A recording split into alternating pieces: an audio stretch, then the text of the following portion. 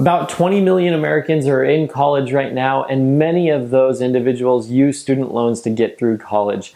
Lots of people wonder, should they even use a student loan? Lots of people wonder, should they be investing while they're using student loans? Many wonder, how can they even get through school without using student loans? Today we're going to talk about all these things and figure out if you should invest, if you should take out a loan, when it makes sense to invest with a student loan, when it makes sense to even take out that student loan, and how is it most advantageous for you to save the most amount of money and not get yourself into a ridiculous amount of debt. Student loans are at a current amount of $1.7 trillion. That's about $28,000 per individual who has a student loan on average. Now, that's a lot of money to take out and to be paying interest on over a long period of time. First things first, you have to look at your interest rate. Interest rate does go up as you go through undergrad, then to graduate school, and then beyond.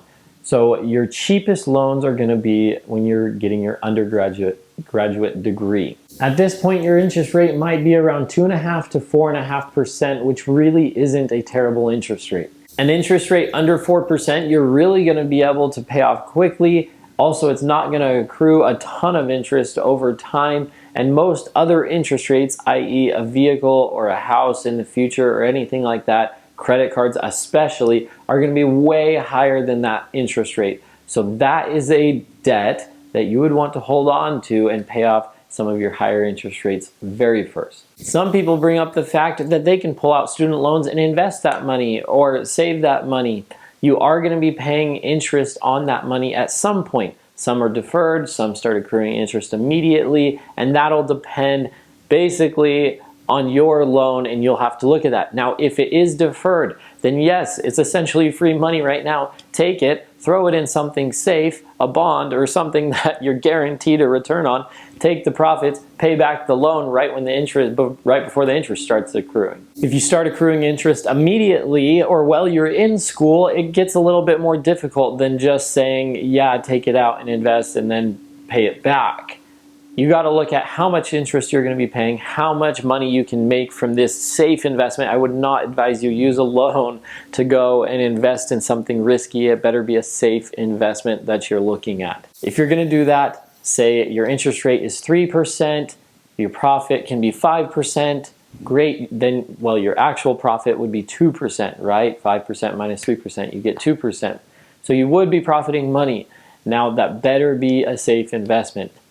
Has to be. Otherwise, you could risk losing money, not being able to pay that all back, and then you're playing with debt, and now you've lost it and you can't pay it back. An easy way to reduce a high-interest student loan is to save on your daily expenses. Look at where you can save. Look at your hand soap. Look at your laundry detergent. Look at the foods you're eating. Look at all those little things and find ways to save money. Now, this might not be worth it to you. Maybe you would rather have a healthier lifestyle or eat these certain things than to save the money. But if you are looking to save money, that is the easiest way to save money, is look at those things. Look at the car you're driving. Look at the rent that you pay. That's the biggest one that you could save money on.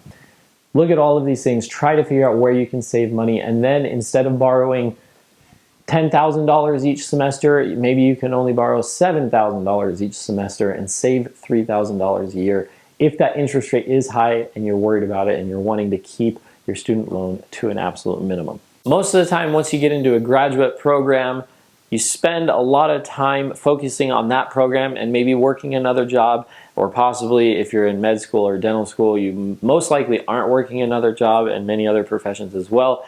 But if you are working another job, that's fantastic. You still might need to use student loans to pay for tuition. If you aren't working another job, chances are that you are using student loans to pay for tuition and your lifestyle. Again, you want to try to live simple and in a cheap way to help save money.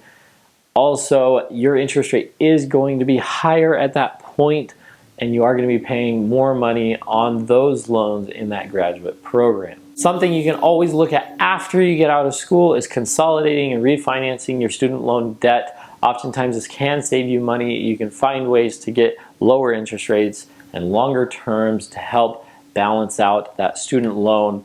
Say you're a doctor. I've had a dentist tell me before he is paying the absolute minimum on his student loan because his interest rate is like less than 2%, and he just invests all the rest, and he makes about a 10% return annually on that. And so he's making way more money by investing that money and not paying off his student loan. I know it sounds crazy, but it's absolutely true and something to look at when you do end up getting out of school. Again, you want to pay the high interest loans first, aka your car, your home. You probably are going to have a low interest rate if you're buying a home in the next 2 years. Hopefully rates stay low. It really boils down to, what do you want out of your college life? Do you want to live a lavish lifestyle? Do you want to live comfortably? Do you want to live a healthy lifestyle? Sometimes these things can take extra money. And if you do want those things, you might end up paying a little bit more or taking more student loan on. And that's okay. You just have to prepare yourself mentally for when you do get your job that you're going to be paying more towards your student loan. Even if you are paying a minimum payment, it's going to be more than what it could have been had you sacrificed a little while you were in school. And that's totally fine. My wife personally is all about healthy lifestyle, so we do spend a little bit extra on that. And I understand it. I get it. I totally understand where people come from. And you also want to enjoy life, possibly. I'm that way. I want to enjoy life, and I'd rather spend a little extra now than save it for later. I do save for later, but you get what I mean. Thank you so much for watching. If this video is helpful, if you don't mind subscribing, it helps the channel out a bunch, you guys. Thank you so much. I hope you have a wonderful rest of your day. Comment down below if you have any questions, you guys. I'm more than happy to try and help answer each and every one of those questions that you do have. Hope you have a wonderful day. Take care. Bye-bye.